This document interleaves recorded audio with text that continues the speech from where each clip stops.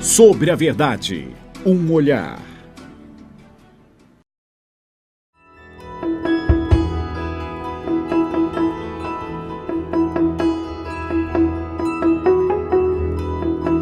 Uma das coisas mais belas da vida é a oportunidade que temos ao abrirmos uma janela. Se ela for exterior, para vermos o canto dos pássaros, seja ela interior, para reconhecermos o solo fértil que carregamos dentro da alma. Adélia Prado.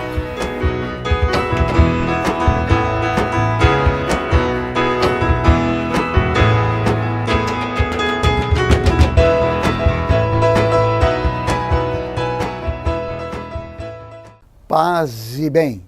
Começamos o programa hoje com um pensamento de Olavo de Carvalho, escritor, jornalista e filósofo autodidata brasileiro. O amor não é um sentimento, é um modo de ser. É um juramento interior de defender o ser amado até a morte, mesmo quando ele peca gravemente contra você. O amor é mesmo, como dizia Jesus, morrer pelo ser amado. Quando a gente espera que o amor torne a nossa vida mais agradável, em vez de sacrificar a vida por ele, a gente fica sem o amor e sem a vida. O amor é o mais temível dos desafios, porém, quando você o conhece, não quer outra coisa nunca mais. Programa sobre a verdade, um olhar, começando. Fique conosco.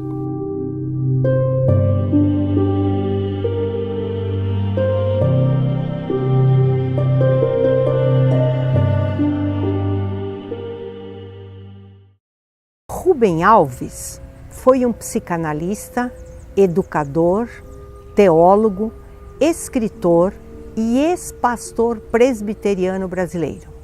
Foi autor de livros religiosos, educacionais, existenciais e infantis. Extraído do seu livro O Amor que Acende a Lua, ouçamos esta bela crônica. Assim acontece com a gente. As grandes transformações acontecem quando passamos pelo fogo. Quem não passa pelo fogo fica do mesmo jeito a vida inteira. São pessoas de uma mesmice e uma dureza assombrosa. Só que eles não percebem e acham que seu jeito de ser é o melhor jeito de ser. Mas de repente vem o fogo. O fogo é quando a vida nos lança numa situação que nunca imaginamos. A dor. Pode ser fogo de fora, perder um amor, perder um filho, o pai, a mãe, perder o emprego ou ficar pobre. Pode ser fogo de dentro, pânico, medo, ansiedade, depressão ou sofrimento, cujas causas ignoramos. Há sempre o recurso do remédio, apagar o fogo. Sem o fogo, o sofrimento diminui. Com isso, a possibilidade da grande transformação também. Imagino que a pobre pipoca, fechada dentro da panela, lá dentro cada vez mais quente, pensa que sua hora chegou, vai morrer. Dentro de sua casca dura, fechada em si mesmo, ela não pode imaginar um destino diferente para si. Não pode imaginar a transformação que está sendo preparada para ela. A pipoca não imagina aquilo de que ela é capaz. Aí, sem aviso prévio, pelo poder do fogo, a grande transformação acontece. Bum! E ela aparece como uma outra completamente diferente, algo que ela mesma nunca havia sonhado. Bom, mas ainda temos o piruá, que é um milho de pipoca que se recusa a estourar. São como aquelas pessoas que, por mais que o fogo esquente, se recusam a mudar. Elas acham que não pode existir coisa mais maravilhosa do que o jeito delas serem. A presunção e o medo são a dura casca do milho que não estoura. No entanto, o destino delas é triste, já que ficarão duras a vida inteira. não vão se transformar na flor branca, macia e nutritiva. Não vai dar alegria para ninguém.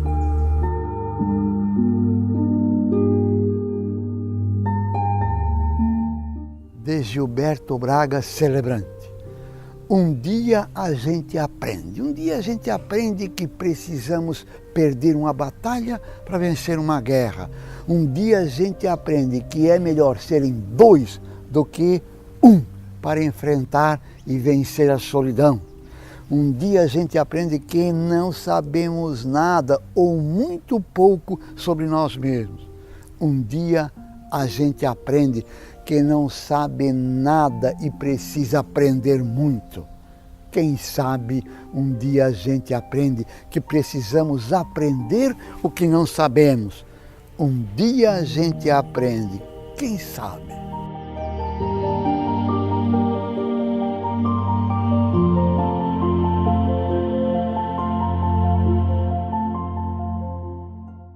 Hoje vamos falar sobre expectativas. As expectativas fazem com que nós tenhamos comportamentos, muitas vezes positivos e muitas vezes negativos. Precisamos observar que as expectativas podem provocar em nós tensão, nervosismo e até mesmo agressividade. Quando isso acontece, devemos perceber que as expectativas estão exacerbadas, estão em exagero. Muitas das nossas expectativas vêm da infância, vêm da mais tenra idade, da primeira infância. Quando nós tínhamos 3 anos, mais ou menos, 4, às vezes até antes. Observe que quando você está muito nervoso, você pode estar buscando resolver as expectativas da sua infância, lá quando você era bem criança, bem pequeno.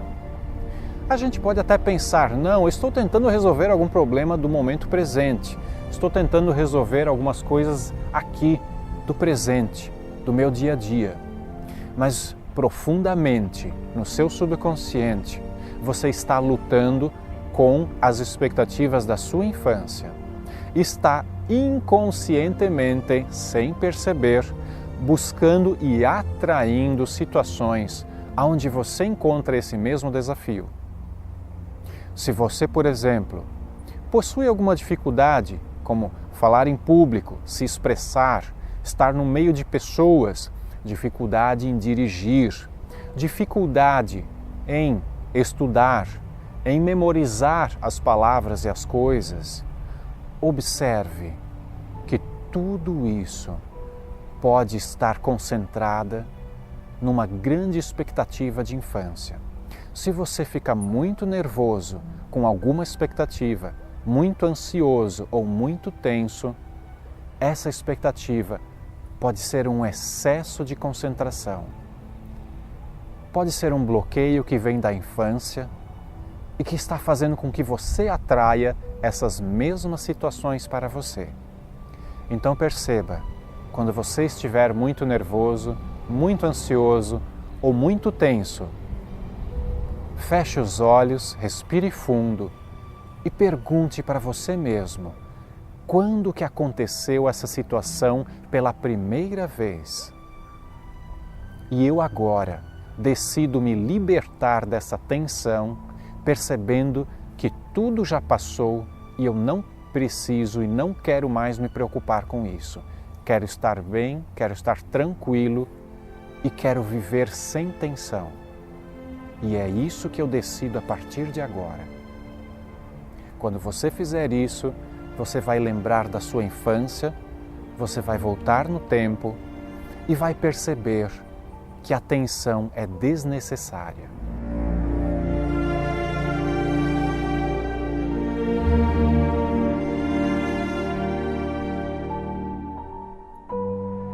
Viver sem tensão significa vencer as expectativas. É muito importante nós percebermos que quando as expectativas estão concentradas, isso pode virar um nervosismo. Nós também chamamos nervosismo de ansiedade, chamamos de tensão, chamamos de angústia. E muitas vezes esse nervosismo pode até mesmo afetar o nosso corpo físico. Você pode sentir uma pressão no peito, você pode sentir uma angústia dentro de você. E todo esse nervosismo que realmente afeta o corpo físico, ele provoca prejuízos para a sua saúde, para o seu bem-estar e também para os seus resultados. Então, é saudável e é bom você combater o nervosismo na raiz, na causa do problema. Perceba o que o nervosismo quer fazer por você. O nervosismo quer com que você vença algum obstáculo. O nervosismo está fazendo com que você faça algum projeto, alguma meta. Perceba o que você quer. Seja dirigir, seja falar em público, seja se expressar, seja conseguir alguma meta, seja conquistar algum objetivo financeiro. Observe qual é o objetivo que você está buscando.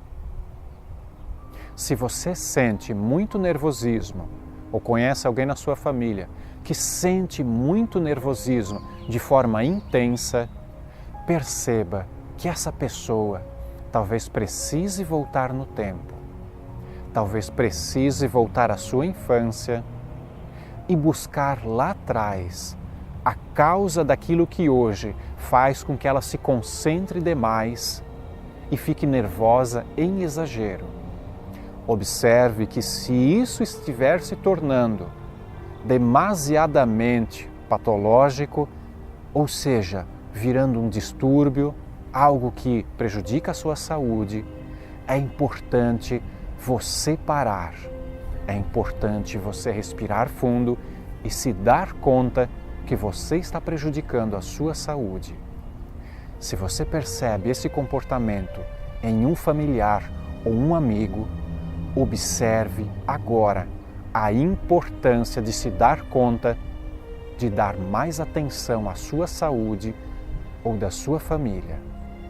O nervosismo em excesso, ele pode evoluir e com o tempo causar muito prejuízo para você e para a sua família. E é importante você matar o dinossauro enquanto é ovo. Não deixe que esse nervosismo fique maior do que você. Não deixe que esse nervosismo, essa irritação, tome conta da sua família. Perceba que você deve tomar atitude antes que a atitude fique fora de controle.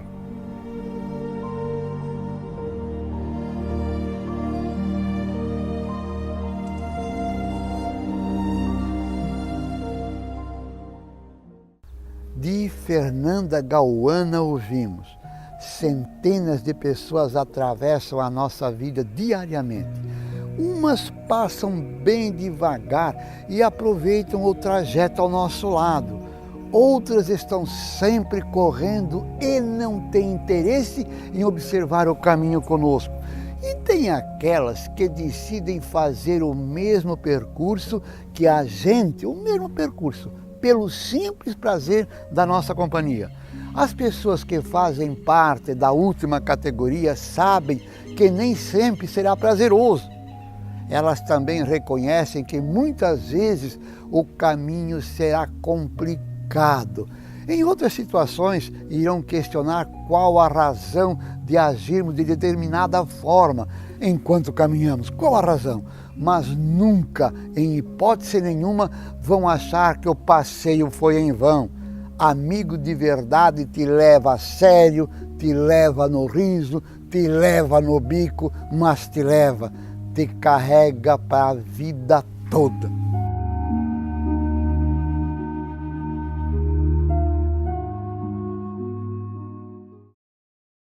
A Lei Maria da Penha completa 12 anos de lutas e conquistas, mas ainda enfrenta desafios para sua total efetividade.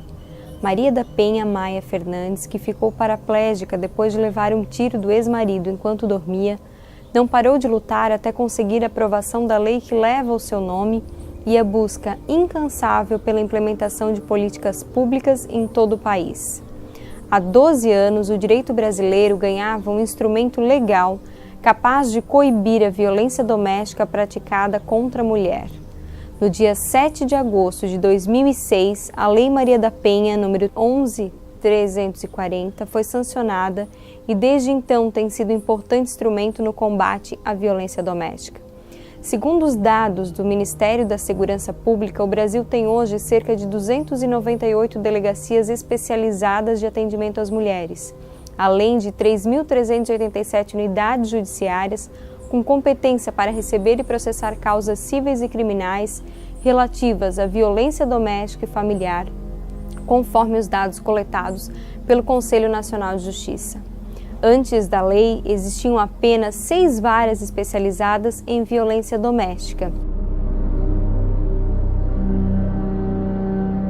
A lei, que propiciou um novo olhar para a questão e mudou a compreensão da grave situação que assola muitos lares, teve muitas conquistas, mas ainda está longe da sua total efetividade, enfrentando alguns desafios, tais como a dificuldade e a instabilidade das vítimas para denunciar e manter a denúncia, a incompreensão e a resistência de alguns agentes públicos responsáveis pelos atendimentos e encaminhamentos, a falta de apoio efetivo para as vítimas, tanto no âmbito privado quanto público, a falta de programas de atendimento ao agressor em vários lugares deste Brasil continente e, com isso, os elevados índices de reincidência. A solução ainda reside na implementação de ações e campanhas educativas de prevenção, no fortalecimento das redes de atendimento, na capacitação de profissionais da rede e no conhecimento e aplicação da Lei Maria da Penha, e na constante realização de pesquisas e atualizações sobre a matéria. Apesar do amparo judicial ter aumentado consideravelmente com a norma, este tipo de crime, infelizmente, ainda registra altos índices no Brasil. De acordo com o levantamento feito pelo site G1, que considerou os dados oficiais dos estados relativos a 2017, 12 mulheres são assassinadas todos os dias, em média, no Brasil. São 4.473 homicídios dolosos, sendo 946 feminicídios. Este número representa um aumento de 6,5% em relação a 2016. E para que esse cenário mude, é preciso urgentemente uma reeducação social, reconstrução de valores morais e, em certos aspectos jurídicos, políticas públicas e sociais fortes e concatenadas. Por isso, há necessidade de repensar a educação para mudar essa cultura de violência contra a mulher desde a primeira fase da vida, a infância.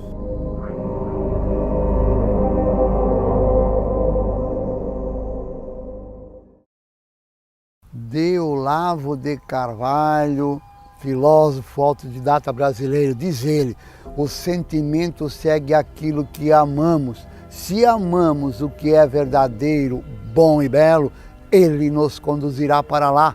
O problema, portanto, não é sentir, mas amar as coisas certas. Do mesmo modo, o pensamento não é guia de si próprio, mas se deixa levar pelos amores que temos.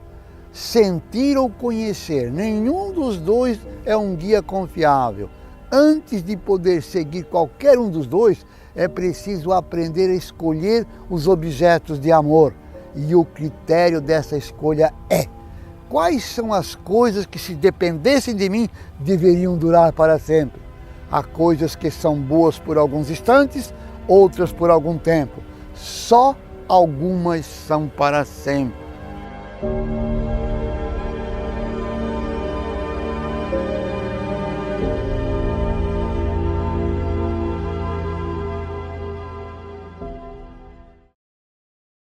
Tantas são as emoções, já dizia Roberto Carlos, mas tantos são os nossos problemas também, né?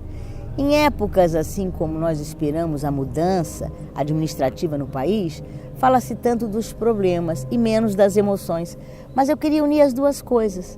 Obviamente, o emprego, o trabalho dignifica o homem e nós estamos em crise. Temos muitas pessoas nas filas esperando com o seu currículozinho embolado, assim, já cansado debaixo do braço. Gente, a reforma trabalhista, a qualidade de trabalho, ela começa na qualidade de vida do trabalhador. Hoje eu queria falar um pouquinho sobre uma síndrome, que é um conjunto de sinais e sintomas. Sabe que médico sempre volta à situação do ser humano, que me preocupa mais do que criar empregos, é criar qualidade de vida para o empregado. E vocês sabem que desde 1974, lá há 44 anos, já se descreve a síndrome de Burnout. Vocês sabem o que é síndrome de Burnout? A síndrome de Burnout é um conjunto de sinais e sintomas, é uma doença causada pelo trabalho. Então, gente, o importante não é ter trabalho, é ter qualidade de trabalho. Será que os administradores, os RH, as assistentes sociais, será que elas já estão preocupadas com a qualidade de trabalho? A qualidade de trabalho, o direito do trabalhador, vai além de ter uma carteira de trabalho, de ter férias remuneradas, de ter direito à aposentadoria, a vários benefícios. A qualidade de trabalho vai dar desde o deslocamento dele, da casa dele, como ele deixa os filhos dele, como elas deixam os filhos dela, como o casal deixa, qual a jornada de trabalho, se tem direito a fim de semana, se almoça ou não com os filhos nunca ou jamais, se consegue acompanhar o colégio dos filhos. Porque o trabalhador, ele não é sozinho, ele não é um lucro para a empresa, ele é uma família. Ele veio de um monte de situações emocionais. E a doença de Burnout, ela vê e ela faz um alerta nisto. Vocês sabem quais são os principais sintomas da doença de Burnout? Que é ligada ao trabalho? A causa é o trabalho? Olha que às vezes vocês já podem estar com esses sintomas e não sabem. É desânimo, despersonalização. Uma pessoa que é líder deixa de ser, uma pessoa que é pontual deixa de ser, uma pessoa que é produtiva deixa de ser, que erra quando não errava. Uma despersonalização, uma exaustão, um cansaço que não acaba, uma vontade de não ir ao trabalho, uma falta de produção. Isto não é negligência. É sintoma de uma doença, é sintoma da doença de Burnout. E olha que já vai há quase 50 anos esse conhecimento. E a gente não escuta em nenhuma proposta de trabalho que a gente vise a qualidade de vida, a postura, a cadeira com que ele senta, o arejamento, a quantidade de decibéis que ele enfrenta, quantas vezes ele fica curvado, se ele pode ter o social, se ele conhece o seu companheiro de produção do lado, ou se ele tem que só produzir. Será que nós estamos descaracterizando o ser humano, colocando ele como uma peça de engrenagem?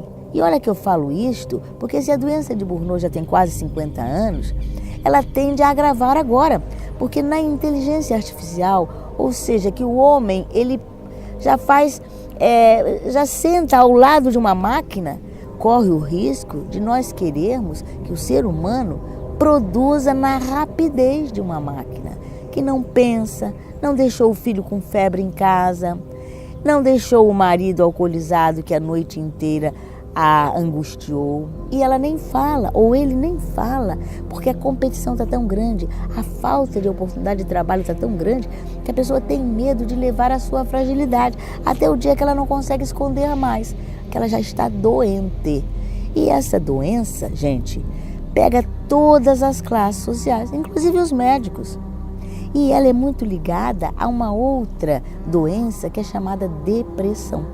A síndrome de Burnout pode levar a qualquer sintoma, seja de coluna, dor, seja de ombro, seja junto com o LER, né, que é o estímulo repetido, mas ela leva à depressão. A pessoa se sentir que ela realmente já é carta fora do baralho e com tantas dívidas a pagar, porque nós hoje estamos vivendo uma realidade que ninguém está O nível de inadimplência é enorme, nós estamos pagando a nossa senzala, nós estamos indo para onde a gente só dorme e não nos pertence mais. Então, gente, vamos ver que não importa você estar trabalhando, importa que seja uma ação globalizada. Não só a empresa, o dono da empresa, o Estado, o governo, a escola que prontifica as pessoas para o trabalho, a própria pessoa, a família, que tem que entender que trabalho é coisa muito séria. Se educação é séria, trabalho é muito. Tanto é que uma das designações do próprio Cristo é o Fiat, filho de Maria, aquele que faz, Fiat, aquele que trabalha, o trabalhador. E o trabalhador tem que ser honrado, tem que ser levado a sério. Trabalho é emoção, trabalho é família.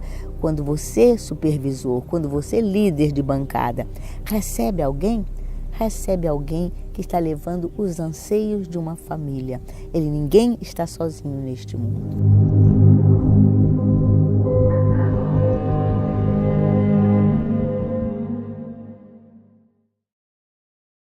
Ainda Olavo de Carvalho, a meu ver, diz ele, o ideal comunista, a construção deliberada de uma sociedade mais justa é intrinsecamente mal, diz ele. Não existe justiça nenhuma em planejar de antemão a vida de gerações futuras, obrigando-as a arcar com o peso de milhares de decisões que tomaram e com as quais talvez não venham a concordar. É monstruoso decidir hoje, de maneira irrevogável, a vida dos homens de amanhã. É monstruoso.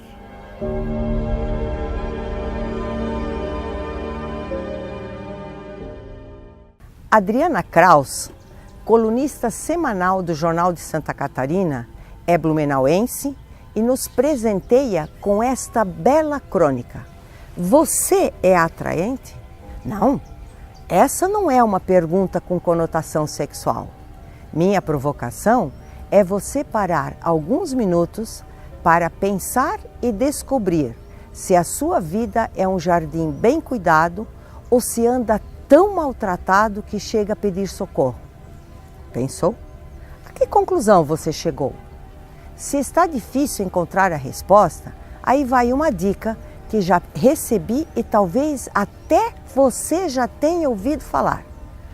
Quando o jardim está florido, atrai borboletas, certo? É assim também no nosso mundo. Quando escrevo nosso, refiro-me ao mundo pessoal de cada indivíduo. Você tem priorizado seus hobbies, os cuidados com a saúde física, mental e espiritual? Está se ocupando, criando, produzindo? Se isto não está acontecendo, é preciso caprichar na atenção a esse jardim chamado amor próprio.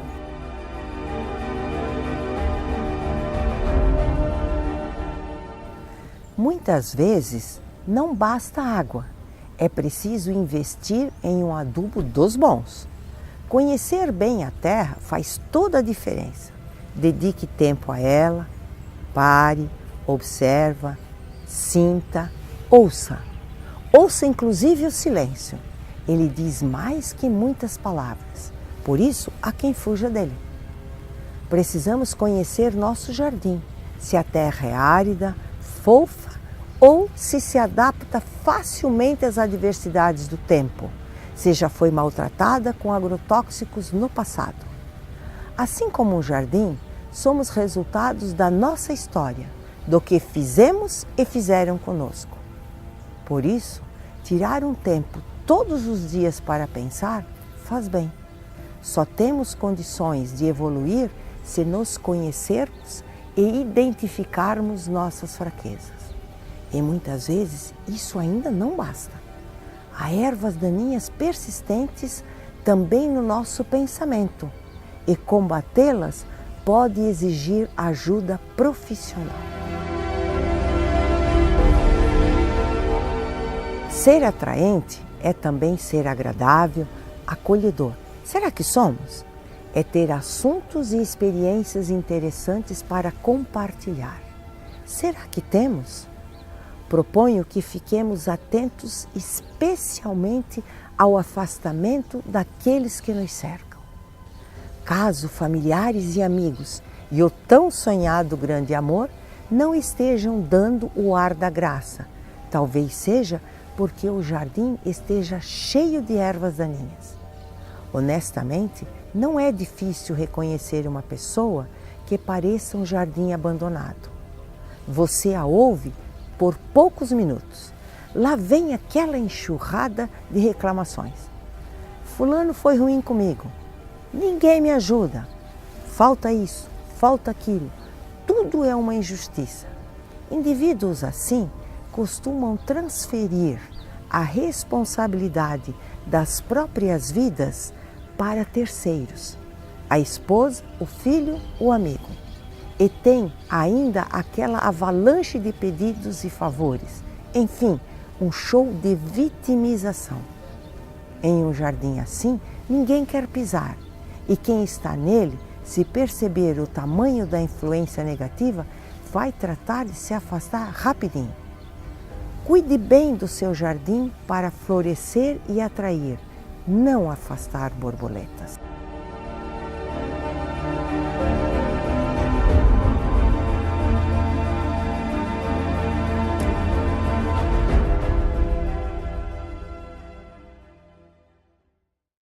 Pessoas que escrevem mal, percebem mal, retêm mal e, com a maior facilidade, se enganam a si mesmas quanto às suas intenções, simplesmente trocando os nomes dos sentimentos que as movem. A literatura e o conhecimento da alma humana sempre andaram juntos. Ninguém pode aprender nuances e sutilezas da vida emocional com uma linguagem tosca, mesmo que gramaticalmente correta.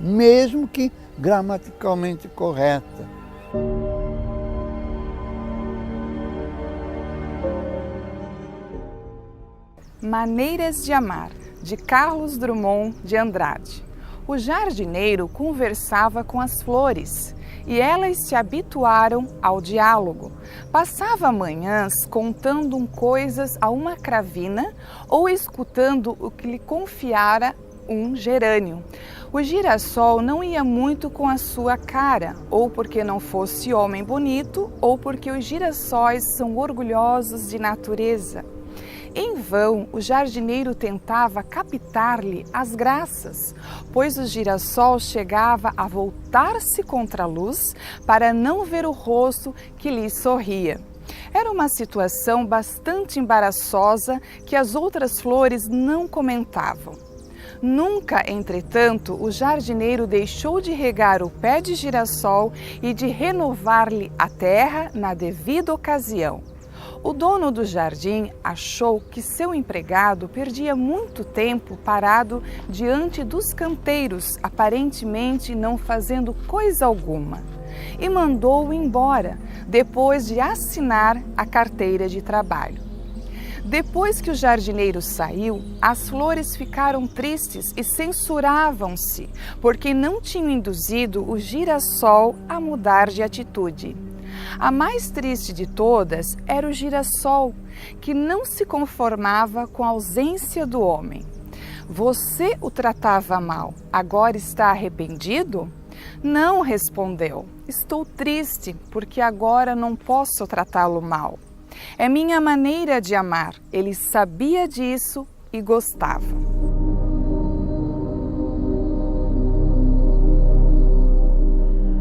Todas as formas de amar são justas. Não existem condições ideais para se amar. Todas as formas são justas. Homens, mulheres, índios, gays, anões, deficientes físicos, feio, pobre ou rico e muitas outras classificações que existem nesse mundo tão vasto. Amor é amor e ponto. As pessoas é que são cruéis e intolerantes. Nosso desejo como seres humanos que somos deveria ser querer ver o outro feliz. Feia não saber amar. Criei meu filho para ver a delicadeza do amor entre as diferenças. Aprender a se relacionar com quem você não gostaria por perto é tão vital quanto o ar que você respira. As crianças, por exemplo, amam porque amam, sem explicações. Com os filhos, temos grandes oportunidades de repensar quem somos e começar de novo. Crianças não julgam como adultos. A vida nos dá oportunidade de fazer diferente. E é nos encontros do dia a dia que encontramos essa essência. Ame a diversidade. Tentar viver a vida sem preconceitos é um desafio gigantesco. Digo isso porque é muito difícil tirar o dedo da cara dos outros. Tudo isso exige postura, controle, exige um olhar crítico e muito amor. Existe um ritual bastante simbólico no cristianismo que é levar flores a quem já transcendeu. O gesto simboliza algo que diz às sementes que você plantou em mim, eu lhe devolvo como flores. As pessoas passam em nossas vidas e deixam um pouquinho delas com a gente. Então vamos distribuir flores com mais amor, com mais cores, por uma vida mais doce. Uma sociedade que ama é uma sociedade menos preconceituosa e mais feliz.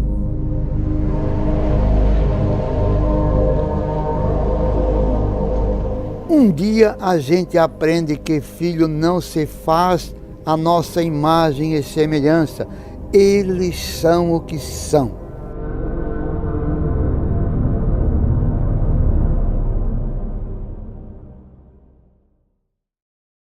Hoje vamos falar um pouquinho sobre o significado de todo esse trabalho de autoconhecimento, para entender melhor o seu significado e o seu propósito, ao que ele se propõe. Esse propósito é muito parecido com o programa Sobre a Verdade um Olhar, e por isso a parceria. Aqui estamos no Jardim do Anahata. Anahata é uma palavra em sânscrito que significa a música das estrelas ou o som inaudível do universo. Esse som inaudível é que inspirou Ahata, que é o som que podemos ouvir com o nosso ouvido normal, físico. Ao mesmo tempo, Anahata é o nome do chakra cardíaco que rege o 4º nível da consciência humana. No plano físico, está localizado bem no meio do peito. É também chamado de chakra do coração, ligado à nossa respiração. É o centro através do qual amamos e pelo qual flui toda a energia que dá sentido à vida e que nos permite experimentar formas mais amplas de amar. No 4º nível do nosso sistema de energia, acontecem todas as interações energéticas, desde como nos relacionamos uns com os outros e até como nos relacionamos com o mundo dos animais, as plantas e as coisas. É um amplo centro de troca. Então, sem importar o que pensamos a respeito de como fazemos as coisas por nós mesmos, sendo autônomos, na verdade, somos todos interligados e interdependentes, como que atados uns aos outros através do 4º nível do campo áurico. Essa é uma consciência nova, que emerge gradativamente à medida que observamos o que acontece ao nosso redor. O que acontece num país afeta os outros. Podemos observar isso principalmente através do clima, da poluição, do sistema econômico-financeiro.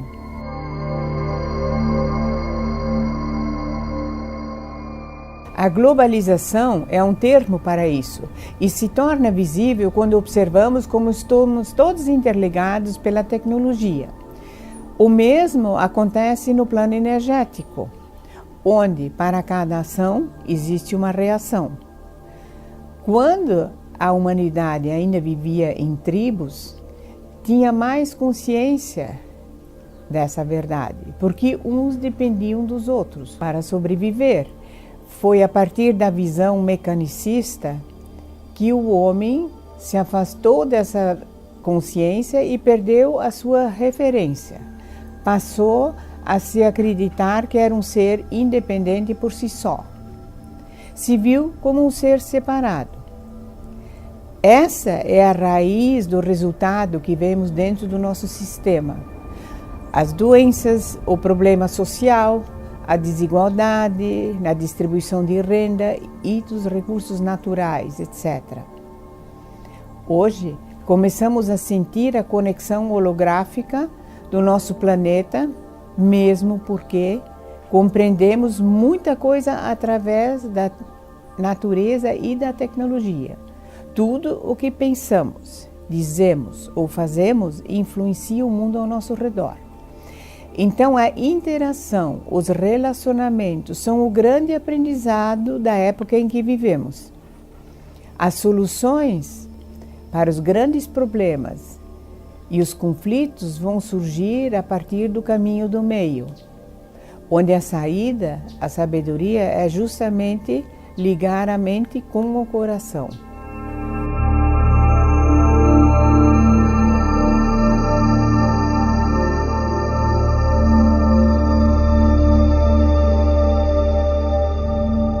É verdade que só crescemos espiritualmente através dos relacionamentos, por mais desafiante que eles sejam. Estamos no mundo para aprendermos a nos relacionar, onde o outro funciona como nosso espelho. Num constante exercício de troca, gradativamente desenvolvemos a nossa consciência individual, enxergando os nossos pontos de sombra e transformando-os em luz e consciência. Assim nos tornamos inteiros, com liberdade e responsabilidade, saindo da condição humana de dualidade e de separação. Compreender o outro dentro de nós, através do coração, nos torna humildes, humanos e desperta em nós o Cristo interno, o amor. Acessamos um grande potencial para transformar as mágoas, o rancor, a raiva e o ódio. Praticar o amor é um grande instrumento para fazer frente às críticas, sentindo-se livre, acessando a paz interior e assim trazendo a nossa colaboração para um mundo melhor. Podemos então concluir que a Anahata é um caminho, é o caminho do meio. Nele nos encontramos em constante treinamento e aperfeiçoamento, através dos relacionamentos, de inclusão, de parcerias, de cooperação para um futuro melhor para todos, onde considerar o ponto de vista do outro, seus diferentes tempos e ritmos, aceitar mudanças e transformações e inclusões são pontos fundamentais para a evolução da humanidade e para a nossa sobrevivência.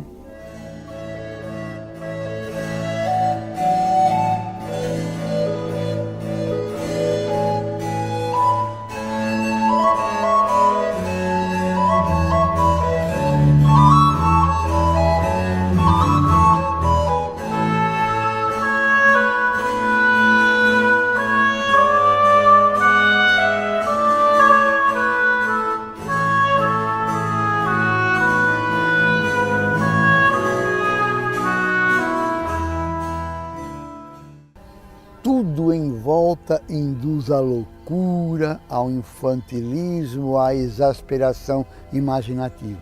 Contra isso, o estudo não basta.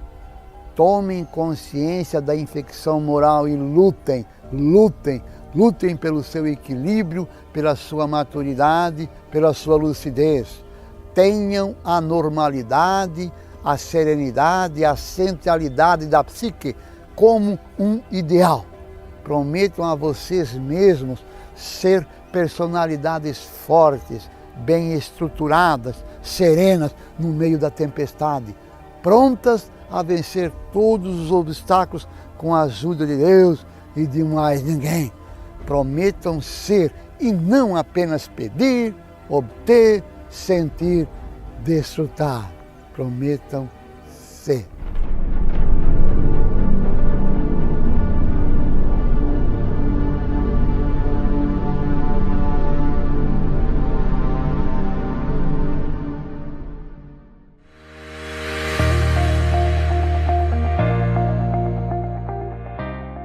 Vai construir, ampliar ou reformar? Venha para a Elétrica Zata. Aqui elaboramos projetos elétricos, laudos técnicos e tiramos suas dúvidas no andamento de sua obra, tanto residencial, predial ou industrial. Atendimento personalizado, entrega própria, produtos de qualidade e crediário facilitado. São mais de 20 mil itens para a instalação elétrica que você precisa. Tudo isso com preço que cabe no seu bolso. Elétrica Zata. Qualidade comprovada, satisfação garantida. Rua Paris 190 em Topala Norte, em Blumenau. Telefone 3323-2888.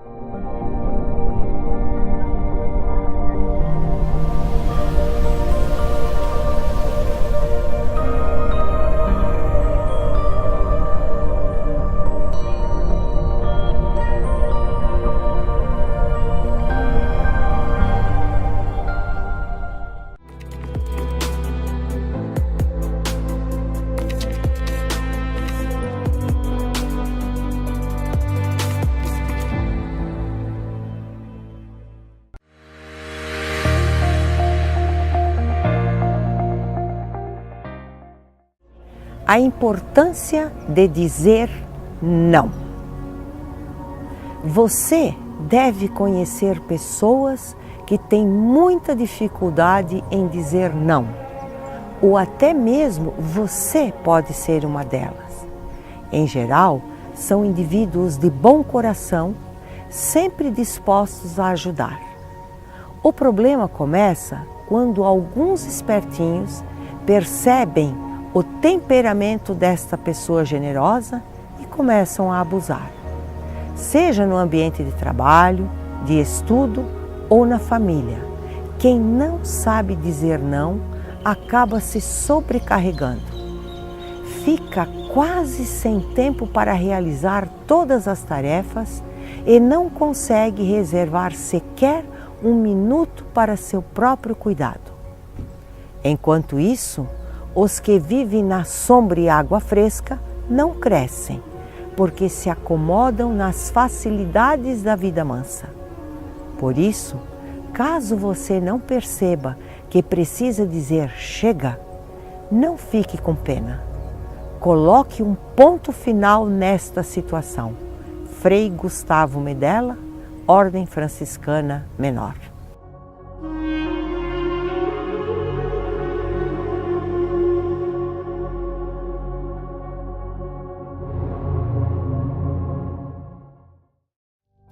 Momento da Palavra.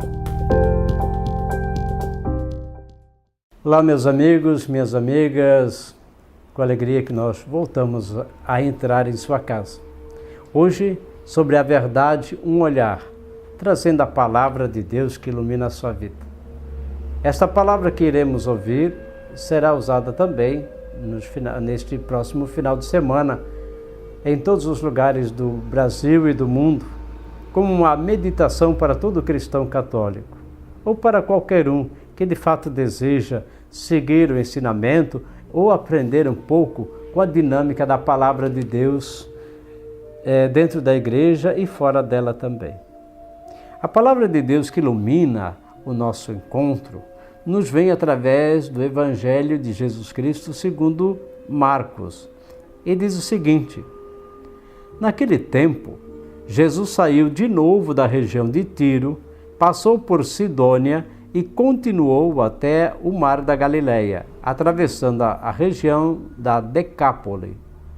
Trouxeram então um homem surdo, que falava com dificuldade, e pediram que Jesus lhe impusesse a mão. Jesus afastou-se com o homem para fora da multidão. Em seguida colocou os dedos nos seus ouvidos, cuspiu e com a saliva tocou a língua dele. Olhando para o céu, suspirou e disse: Éfata, que quer dizer abre-te. Imediatamente, seus ouvidos se abriram, sua língua se soltou e ele começou a falar sem dificuldades.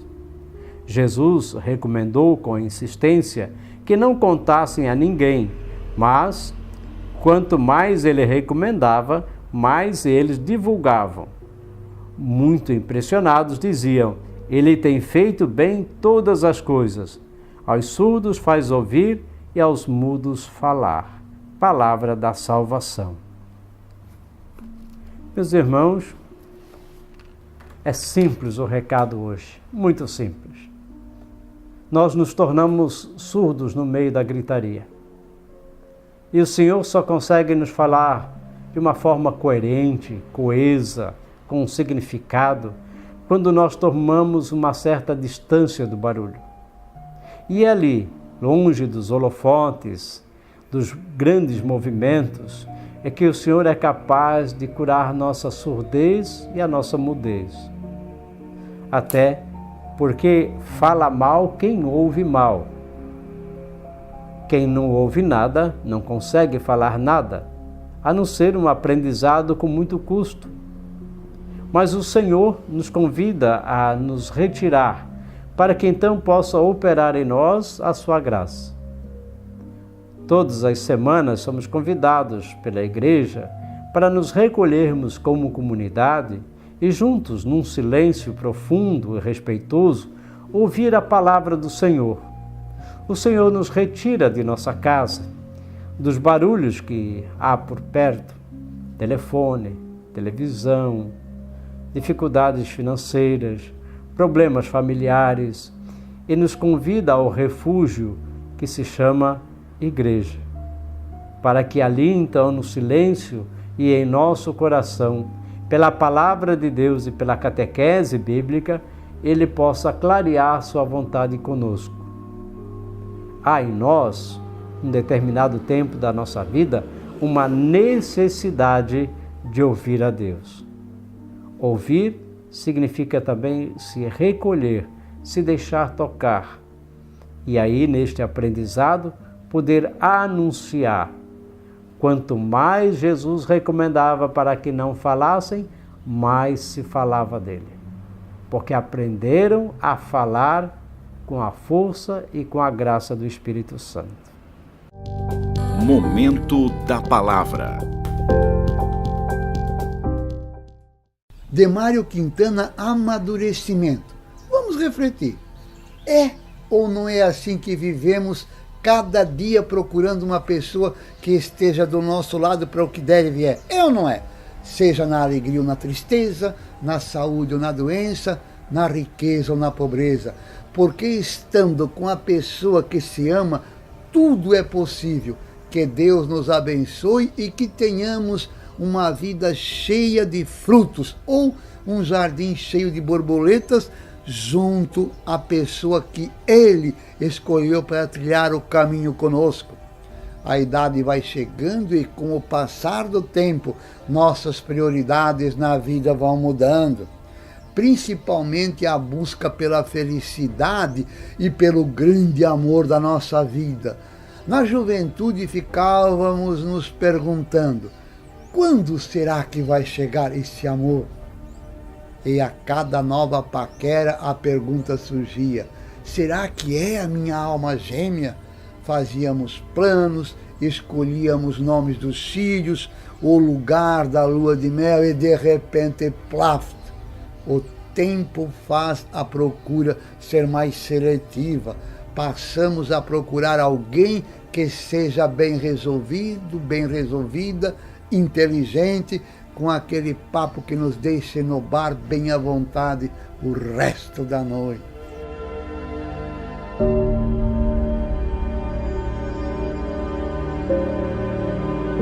Passa-se a valorizar alguém que saiba cuidar da gente, que não reclame em trocar aquele churrasco dos amigos pelo aniversário da sua avó. A liberdade, sair sem dar satisfação, já não tem o mesmo valor que tinha antes. A gente inventa um monte de desculpas esfarrapadas para ficar em casa. E todos os eventos da cidade, churrasco, festinhas, boates, já não têm o mesmo sentido. Vamos percebendo que para ser feliz com uma outra pessoa é preciso, em primeiro lugar, não precisar dela. Percebe-se também que quem amamos ou imaginamos amar e que não corresponde à nossa expectativa, definitivamente não é a pessoa certa.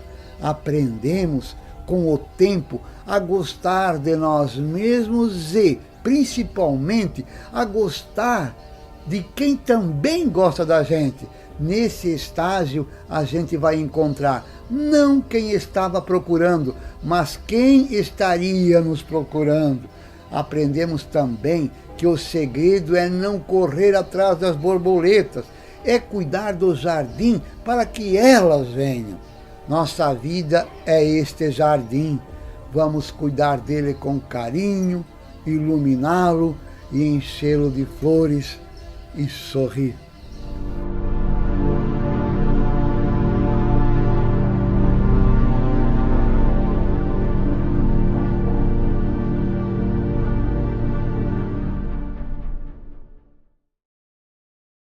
Encerramos o programa também com Olavo de Carvalho.